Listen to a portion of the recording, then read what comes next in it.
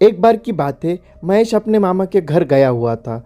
दरअसल वहाँ महेश की बुआ की शादी थी और वैसे भी महेश अक्सर वहाँ पर जाता रहता था। पर वो हर बार एक ही बात को बार बार पूछता था कि ऊपर छत का कमरा हमेशा बंद क्यों रहता है।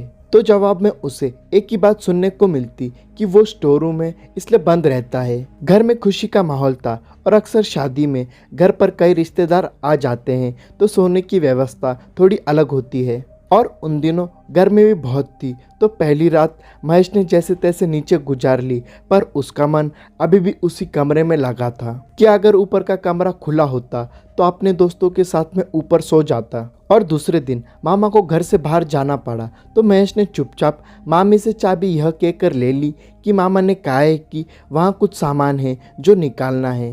और मामी इतनी बिजी थी कि काम के चक्कर में भूल गई और चाबी महेश को दे दी।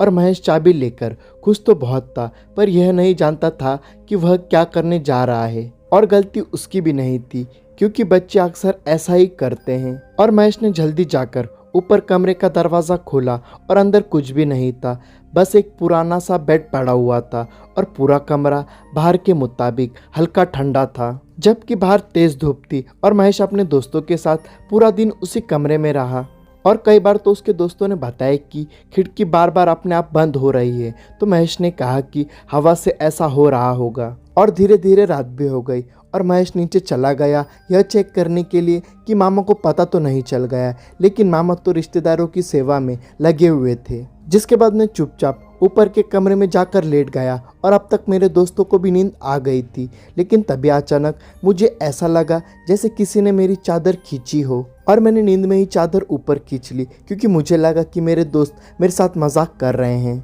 लेकिन मैं चुपचाप लेटा रहा यह बोलकर कि परेशान मत करो वरना मामा आ जाएंगे। और जब मैंने चादर हटाकर देखा तो मेरे दोस्त सो रहे थे। जिसके बाद मैं भी सोने ही वाला था कि तभी अचानक मेरी चादर फिर से किसी ने खींची और मेरे पैरों की उंगलियों को जोर से दबाया। तभी अचानक मैंने मेरी चादर हटाई तो देखा वहाँ पर कोई नहीं था। और जैसे ही मैं सोने वाला था कि तभी अचानक एक सफ़ेद परछाई मेरे मुंह के सामने आकर खड़ी हो गई। और ये देखकर मैं इतना ज़्यादा डर गया था कि मैं जोर से चिल्लाकर वहीं पर बेहोश हो गया। जिसके बाद मेरे दोस्तों ने मुझे उठाया और बोलने लगे कि क्या हुआ महेश, लेकिन मैं कुछ बोलने की हालत में नहीं था क्योंकि मैं बहुत डरा हुआ था और मेरे पूरे चेहरे पर पसीना था। और तभी अचानक मामा ऊपर आ गए और हम सबको नीचे ले गए और मुझे पानी पिलाकर प्यार से पूछा। और फिर मैंने सभी बातें सभी रिश्तेदारों को बता दी और सभी रिश्तेदार डर गए। और फिर मामा ने बताया कि उस कमरे में एक किराएदार रहता था जिसने फांसी लगा ली थी और वो आदमी बुरा नहीं था,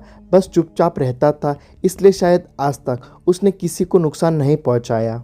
और ये किस्सा हमारे साथ भी हो चुका है, इसलिए हमने वहाँ ताला लगाया हुआ है ताकि कभी कुछ गलत ना हो। और इसके बाद मामा ने शादी होने के बाद रिश्तेदारों के कहने पर वो कमरा तुड़वा दिया और उसका सारा मलबा शमशान में फिकवा दिया और तब से वहाँ पर सब कुछ ठीक है।